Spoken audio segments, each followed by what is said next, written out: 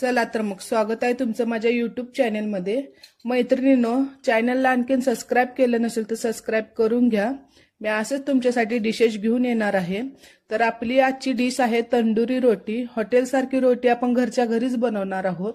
तर त्यासाठी 1 वाटी मैदा घेतलेला आहे मी इथं, आणि त्यामध्ये टाकायला अर्धी वाटी दही घेतलेली आहे, चिमूटभर सोडा घेतलेला आहे, आणि चवीनुसार थोडंसं मीठ टाकलेलं आहे, आणि थोडंसं पाणी टाकून हलक्या हाताने थोडंसं गोळा तिंबून घ्यायचा आहे। त्यामध्ये थोडंसं तेल सुद्धा टाकायचं आहे।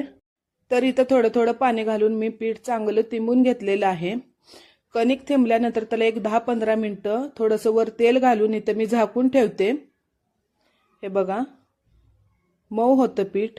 15 मिनिटानंतर आपण कणिक घेऊया, चांगलं तिंबूया, आणि त्याचा एक गोळा घेऊन आहे ना हलक्या हाताने लाटून घेऊया आपण। तुम्हाला जसं आवडेल तसं पातळ जाड तुम्ही तुमच्या आवडीनुसार ठेवू शकता। आणि मी त्याच्यावर पाणी लावलेलं आहे, लाटून झाल्यानंतर पाणी लावलेलं आहे आणि तव्यावर टाकलेलं आहे। तर बघा तुम्ही, नानला चांगले बुडबुडे